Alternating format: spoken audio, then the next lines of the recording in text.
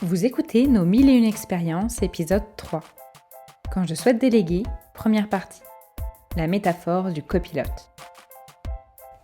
Je m'appelle Clémentine et un jeudi sur deux, on se retrouve dans ce podcast pour explorer nos expériences du quotidien sous l'angle du développement personnel. Ensemble, nous reviendrons sur toutes les situations qui peuvent nous mettre en difficulté, pour mieux les comprendre, mais aussi partager des clés pour les appréhender sereinement et en tirer du positif. Bonjour à tous, j'espère que vous allez bien, que vous passez une excellente journée. Aujourd'hui, j'aimerais me pencher avec vous sur la question « Pourquoi c'est si difficile de déléguer et comment faire quand je souhaite déléguer ?» Déléguer, c'est confier à une personne la réalisation d'un objectif, mais aussi les responsabilités qu'il sous-tend. Donc ce qui est très important de noter dans cette définition, c'est qu'il ne s'agit pas seulement de donner une tâche, mais aussi de transmettre les responsabilités qui y sont liées. Souvent, quand on délègue, c'est qu'on a d'autres tâches à faire ou qu'on n'a pas la capacité de mener à bien notre tâche. Et dans ce cas-là, recevoir une assistance, un soutien, paraîtrait une bonne nouvelle. Et pourtant, inutile de dire à quel point il peut être difficile de passer le relais à une autre personne, au point même qu'il puisse nous arriver de solliciter une aide, puis de le regretter instantanément. En effet, tout un champ de pensée peut survenir quand nous sommes dans une situation où nous déléguons notre travail. Et on peut catégoriser ces pensées en deux grandes familles. On a d'un côté les pensées telles que « si je délègue, je vais perdre ce que je sais faire » et d'un autre les pensées telles que « pourquoi déléguer ? Je le ferai mieux moi-même ». Et j'ai envie de revenir plus en détail sur chacune de ces grandes familles de pensées dans deux épisodes distincts. Dans 15 jours, nous pourrons nous pencher sur la peur de perdre ce que nous savons faire si nous déléguons.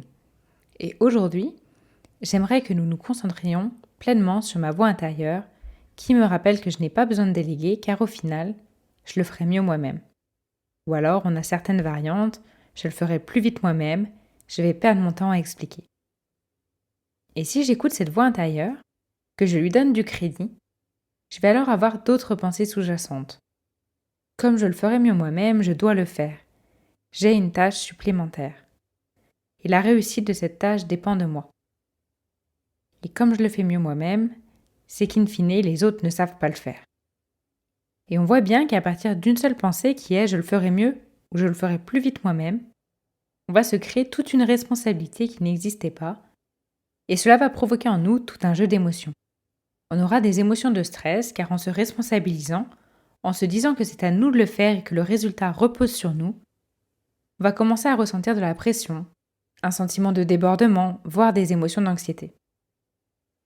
Et d'un autre côté, on va également créer des émotions dans la catégorie de la colère, car les autres ne savent pas faire. Ils ne réussiront pas la tâche, c'est encore à moi de porter le poids de la réussite. Et ainsi, on va ressentir de la frustration, de l'énervement, voire un sentiment d'injustice.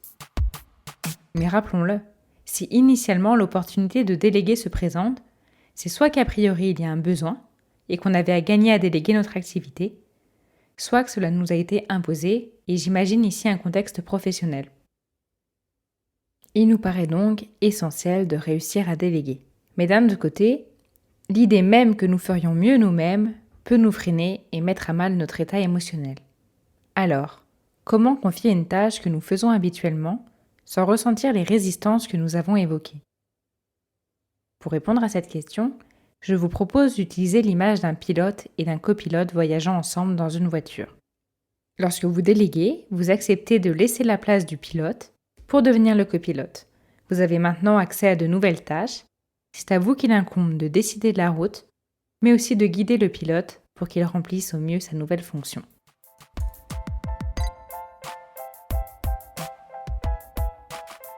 Première étape, se rendre compte que tout ce qu'on ressent, toutes nos résistances, n'ont rien à voir avec les autres. Lorsqu'on a des pensées telles que « je le ferai mieux moi-même », on a l'impression que le problème vient de la personne à qui nous déléguons. Si c'était un bon pilote, je n'aurais pas à prendre le volant moi-même. Comme si le pilote était tellement incapable qu'il était impossible de lui confier une tâche et que c'était un fait. Pourtant, non, ce n'est pas un fait. Penser que nous le ferions mieux nous-mêmes est une opinion qui nous est personnelle. Et il peut être intéressant de se poser des questions pour revoir le fondement de cette opinion. Est-ce que mon pilote a les ressources et capacités pour prendre le volant. Il sera alors intéressant de se poser des questions sur le pilote en lui-même. Quelles compétences initiales sont nécessaires? Est-ce que des tests de compétences ont été réalisés préalablement pour s'assurer que mon pilote a les compétences requises? Mais il sera également très important de questionner la formation qui lui a été dispensée et la manière dont nous lui déléguons nos tâches. Quel temps et type de formation lui est dédié? Est-ce que la tâche est déléguée de manière progressive? Que j'ai communiqué de manière suffisamment claire? Est-ce que je lui laisse suffisamment d'autonomie pour le motiver? Et enfin, est-ce que je lui apporte des retours constructifs? À l'issue de ces questions, il nous est possible de réévaluer notre opinion initiale sur les compétences du nouveau pilote. Peut-être que les difficultés rencontrées ne viennent pas du pilote, mais plutôt de la manière dont je l'ai formé et je lui ai délégué mes tâches. Au contraire, peut-être que toutes ces questions vont venir renforcer mon opinion initiale. Le pilote n'est pas la bonne personne à qui confier ma voiture.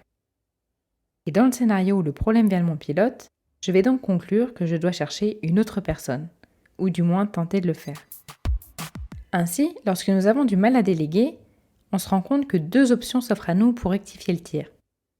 Soit revoir notre manière de déléguer, soit tenter de chercher une autre personne à qui déléguer. Et pourtant, bien souvent, lorsqu'un pépin se présente alors que nous cherchons à déléguer une tâche, la première chose que nous faisons, c'est se dire « c'est bon, je vais le faire, d'ailleurs je le ferai mieux moi-même ou je le ferai plus vite moi-même ». Et on voit bien que c'est une toute autre dynamique.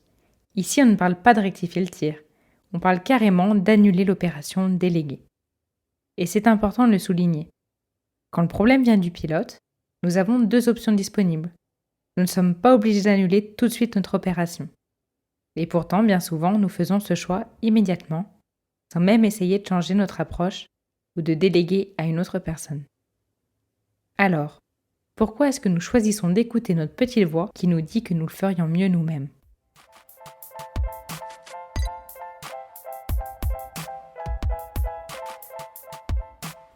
Comprendre d'où vient l'idée que nous ferions mieux une tâche nous-mêmes. Pour cette deuxième étape, je vais revenir à notre image. Nous avons l'habitude d'être le pilote de notre propre voiture. Et en déléguant, on se retrouve à la place du copilote. Revenons sur 2 impressions qui peuvent accompagner ce changement de position. Tout d'abord, l'impression que nous perdons le contrôle de notre trajectoire. Effectivement, le chemin pourrait être différent, la manière de conduire aussi.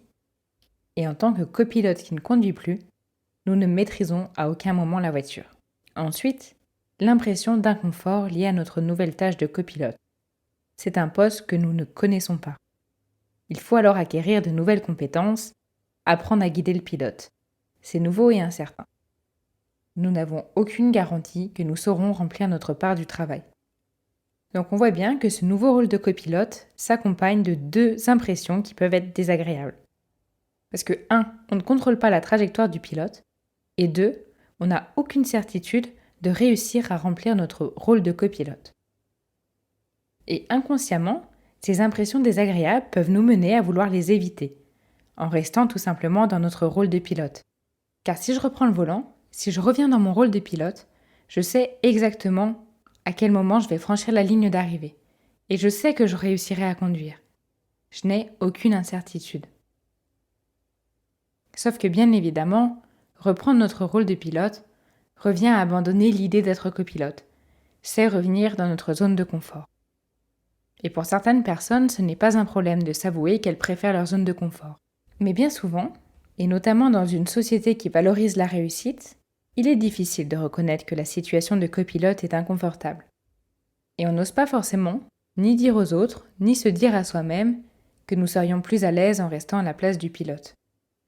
Et ainsi, nous pouvons chercher inconsciemment une justification, quelque chose qui légitimerait le fait de rester pilote.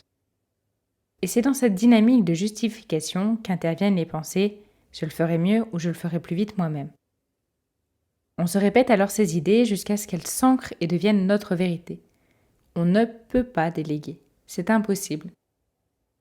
Et ces pensées sont tellement enracinées que toutes les nouvelles informations qui arrivent dans notre cerveau sont filtrées. Et seule l'idée que nous ne pouvons pas déléguer reste. Et on va venir à se sentir emprisonné. Car si on a une part de nous qui a envie de rester pilote, elle n'est pas écoutée. On se convainc que rester pilote n'est pas une décision valide, mais que nous le faisons uniquement car nous n'avons pas le choix. Et si on a une part de nous qui aimerait devenir copilote, elle se sentira frustrée, bloquée. Et au final, on va dissiper notre énergie en essayant de remplir à la fois le rôle de pilote et le rôle de copilote. J'aimerais maintenant apporter un peu de concret avec un exemple et vous expliquer notamment pourquoi j'ai souhaité faire cet épisode. En fait, depuis le début de ma nouvelle activité professionnelle, ça va faire maintenant 2 ans, j'ai été plusieurs fois confrontée à cette difficulté de déléguer. Et c'est pour ça que j'ai commencé à creuser un peu le sujet. Je me suis rendu compte que quelles que soient les personnes avec qui je travaillais, j'étais souvent confrontée à cette pensée « je le ferais mieux moi-même ». Et d'ailleurs, bien souvent, je me retrouvais à faire les tâches moi-même en me persuadant que c'était une nécessité.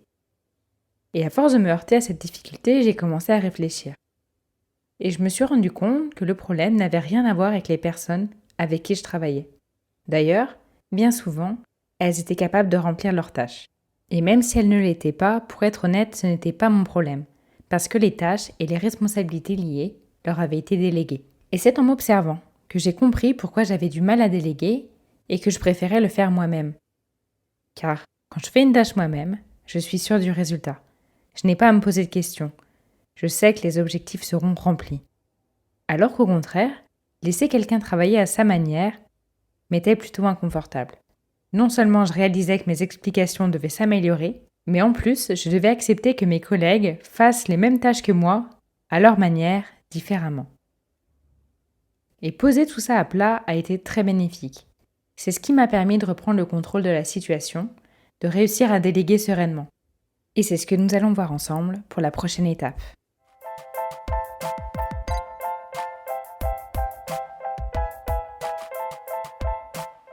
Reprendre le contrôle de la situation et déléguer sereinement. Donc nous venons de voir ensemble que les résistances que nous ressentons en déléguant n'ont rien à voir avec le nouveau pilote qui nous remplace, et nous avons aussi constaté que l'idée que nous ferions mieux nous-mêmes une tâche nous permet de justifier le fait de garder notre rôle de pilote. Alors, comment reprendre le contrôle de cette situation ? Tout d'abord, je vous invite à prendre le temps d'analyser les postes de pilote et de copilote et de les visualiser comme 2 forfaits différents. D'un côté, vous avez le forfait pilote. C'est quelque chose que vous savez faire, que vous maîtrisez et dont vous contrôlez l'issue. Mais ce qui fait également partie de ce forfait, c'est la zone de confort, voire la routine, l'ennui, la soif de nouveauté. D'un autre côté, vous avez le forfait copilote. Ce forfait, c'est la nouveauté, l'apprentissage. Mais vous retrouverez également l'inconfort de ne pas connaître le résultat de votre travail, la perte de contrôle et l'incertitude. Vous pouvez d'ailleurs ressentir la peur de ne pas réussir. Et en fait, on a tendance à vouloir cumuler les 2 forfaits. On voudrait se lancer vers de nouvelles tâches, vers la nouveauté, tout en conservant le confort et la certitude que nous avons en faisant nos tâches habituelles nous-mêmes. Et en agissant comme tel, nous ne rendons ni service à nous-mêmes, ni à celui à qui nous déléguons. D'une part, on ne laisse pas la personne à qui nous confions la tâche suffisamment d'espace pour réussir. Et d'autre part, on se rajoute du travail, on s'éparpille et on ne se concentre pas sur nos nouvelles prérogatives. C'est comme si en tant que copilote, on gardait la main sur le volant et le frein à main pendant que le pilote conduisait. À aucun moment, il ne pourra apprendre à conduire de lui-même. Et à aucun moment non plus, nous n'aurons la concentration nécessaire pour le guider et mener la voiture au bout du chemin. Si vous pensez à une situation dans laquelle vous avez du mal à déléguer, vous pouvez prendre le temps de vous demander quel forfait vous souhaitez vraiment et le formuler sous la forme d'un choix. Voulez-vous être pilote ou copilote ? Vous avez d'abord le choix numéro 1. Tout compte fait, après réflexion, je ne veux pas déléguer.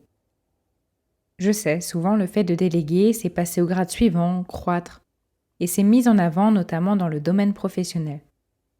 Mais vous n'êtes pas obligé d'adhérer à ce point de vue. Vous pouvez tout à fait vous dire que vous préférez garder le contrôle et la certitude du rôle de pilote. Mais dans ce cas, il faudra accepter l'éventuelle frustration de ne pas connaître la nouveauté. En face, vous aurez le choix numéro 2. Je décide de déléguer, d'embrasser un nouveau poste, celui de copilote. Et si je fais ce choix, c'est car je sais que je vais bénéficier des avantages de déléguer. Par contre, je sais également que ce choix va de pair avec l'inconfort et la peur de ne pas réussir. Je vais maintenant reprendre mon exemple de tout à l'heure quand je vous parlais de mes situations professionnelles où j'avais du mal à déléguer. Et en fait, j'ai posé à plat tous les inconforts qui survenaient quand je devais déléguer. J'avais clairement perdu la certitude et le contrôle. Mais toute cette incertitude et mes peurs n'étaient rien face à tout ce que je pouvais gagner en déléguant. J'allais pouvoir me consacrer à de nouvelles tâches, gagner en indépendance, en autonomie. Après avoir étudié mes options, je n'avais aucun doute sur le forfait que je souhaitais choisir. L'inconfort qui accompagne le forfait de copilote ne me paraît rien face à ce que je peux gagner. Et maintenant, à chaque fois que je ressens de la peur, de l'inconfort, je me rappelle que ça fait partie du forfait que j'ai choisi et que c'est bien comme ça. Finalement, si vous faites cet exercice et que vous prenez le temps de vous demander quel choix vous souhaitez faire, à chaque fois que votre petite voix reviendra vous dire « tu ne peux pas déléguer, tu le ferais mieux toi-même », vous pourrez vous rappeler que le problème ne vient ni du fait de déléguer votre rôle de pilote, ni du nouveau pilote lui-même. Les paroles de votre petite voix viennent de l'incertitude et de l'inconfort lié à votre nouveau rôle de copilote. Mais rappelez-vous, dans tous les cas, vous pouvez toujours choisir votre forfait, pilote ou copilote, délégué ou non. Et chacun de ces forfaits inclut des avantages, mais aussi des inconvénients. Et il n'appartient qu'à vous de placer le curseur et de vous demander quel forfait vous convient le mieux. Nous voilà arrivés à la fin de ce premier épisode qui aborde les moments où nous souhaitons déléguer. Aujourd'hui, nous avons vu ensemble tout ce qui se produit quand on pense qu'on ne peut pas déléguer car on le ferait mieux nous-mêmes. Et on se retrouve dans 15 jours pour aborder une autre famille de pensées qui surviennent quand nous déléguons. Se dire que nous allons perdre ce que nous savons faire. Et pour finir, merci de m'avoir écouté. Si cet épisode vous a plu, vous pouvez le soutenir en le notant sur Apple Podcasts ou sur votre application de podcast préférée. Vous pouvez aussi me laisser des commentaires, je serai ravie de vous lire. D'ailleurs, vous pouvez me retrouver sur les pages Facebook et Instagram, nos 1001 expériences.